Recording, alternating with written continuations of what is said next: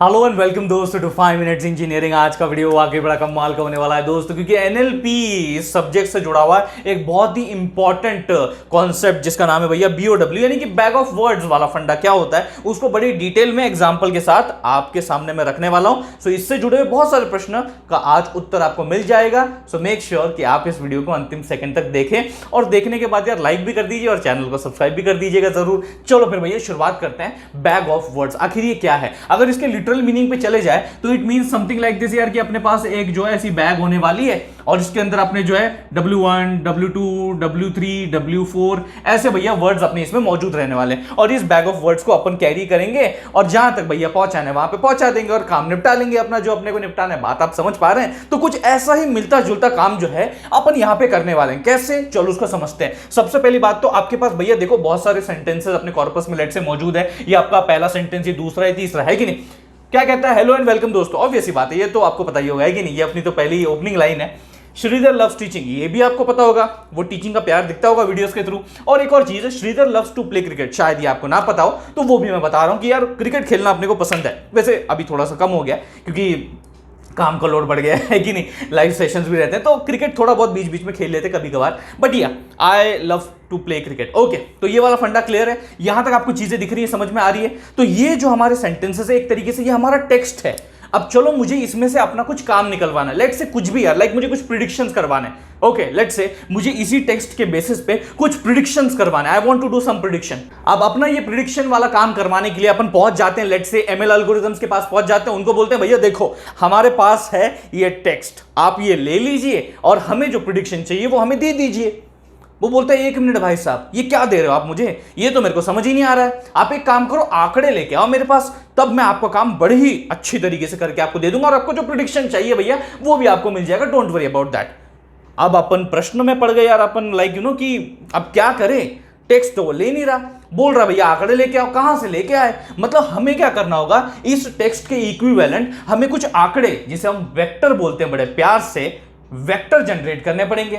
और bag of words इसे कैसे परफॉर्म कर रहा है, क्या चीजें इसमें इन्वॉल्व होती हैं, चलो अभी उसके स्टेप्स को हम डिफाइन करते हैं, क्योंकि हमें ऑब्जेक्टिव पता चल चुका है। अब ऑब्जेक्टिव तक पहुंचना कैसे, बीओडब्ल्यू को फॉलो करते हैं, वो जरा समझते हैं। बड़ा सिंपल मामला देखो, तो अपने पास ये टेक्स्ट है भैया, आपने को इसकी इक्विवेलेंट आंकड़े जनरेट करने, इस टेक्स्ट के इक्विवेलेंट आंकड़े हम इसमें क्या कंसिडर करते हैं? काउंट या फिर फ्रीक्वेंसी कंसिडर करते हैं। काउंट बोलो, फ्रीक्वेंसी बोलो, जो भी। लेकिन उन आंकड़ों तक पहुंचने से पहले आपको एक टर्म जिसका नाम है वोकैबुलरी, उससे रूबरू करवा देता हूं। वैसे तो पहले भी रूबरू करवा चुका हूं मैं, जहां पे बेसिक टर्मिनोलॉजीज ऑफ एनएलपी हम डिस्कस कर रहे थे, वहां पे भी वोकैबुलरी के बारे में मैंने बताया था कि the unique words in your corpus. मतलब अगर मान लीजिए मेरा पूरा कॉर्पस है, वैसे बहुत ही छोटा है, लेकिन इसमें कितने यूनिक वर्ड्स है? लो जी, ये यूनिक वर्ड्स है जो मैंने आपके सामने मेंशन कर रखे हैं, आपकी पूरी वोकैबुलरी है। देखो, हेलो एंड वेलकम दोस्तों, Shridhar loves teaching to play cricket, ये आपके यूनिक वर्ड्स है। अब ऑल्दो देखा जाए तो श्रीधर 2 बार आकर हो रहा है, लव्स 2 बार आकर हो रहा है, बट भैया अपने को यूनिकली चाहिए है कि नहीं? तो एक ही बार अपन ने उसका काउंट रखा है, तो ये मेरी क्या आ गई निकल के वोकैबुलरी।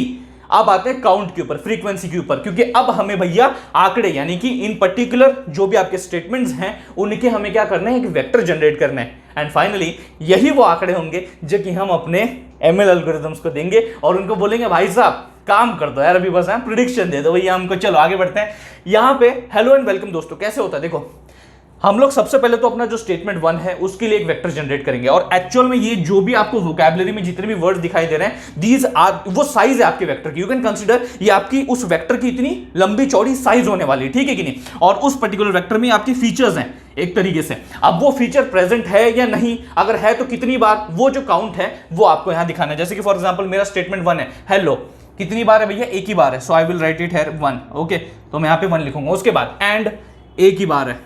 फिर उसके बाद वेलकम, एक बार है। फिर दोस्तों, एक बार है। श्रीधर है क्या उसमें? नहीं, 0। ये भी 0 ही होगा, ये भी 0 ही होगा, ये भी 0 ही होगा, ये भी 0 ही होगा, ये भी 0 होगा। बात क्लियर है? सिंपल है। चलो अब आते हैं 2 के ऊपर।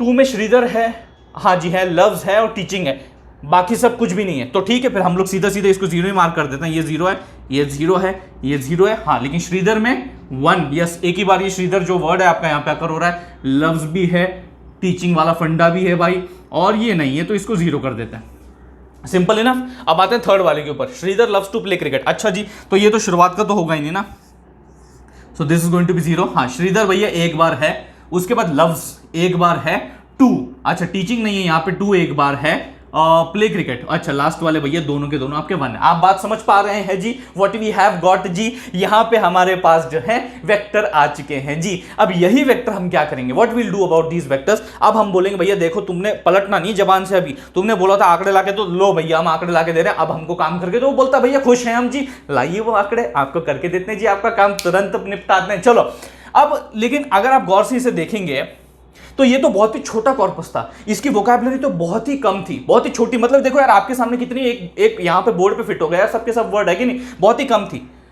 लेकिन जब हम रियल वर्ल्ड सिनारियोज में बड़े बड़े है ना डेटा सेट्स के साथ डील करते हैं, जहां पे आपकी बहुत बड़ी वोकैबुलरी हो सकती है, लाखों शब्द हो सकते हैं, मिलियंस ऑफ शब्द हो सकते हैं कि नहीं, यूनिक वर्ड्स, इतनी बड़ी आपकी साइज हो सकती है वोकैबुलरी की, तो उस केस में भैया अगर आप गौर से देखेंगे तो हर स्टेटमेंट के लिए जो वेक्टर जनरेट हो रहा है उसकी साइज उतनी बड़ी होगी। क्योंकि अगर आप गौर से आप क्रोनोलॉजी को समझेंगे अगर गौर से, जितनी बड़ी आपका कॉर्पस, जितने ज्यादा उसमें शब्द, उतने ही भैया ज्यादा बड़ी वोकैबुलरी, और जितनी बड़ी वोकैबुलरी उतना ही बड़ा आपका वेक्टर का size for each statements in that particular corpus.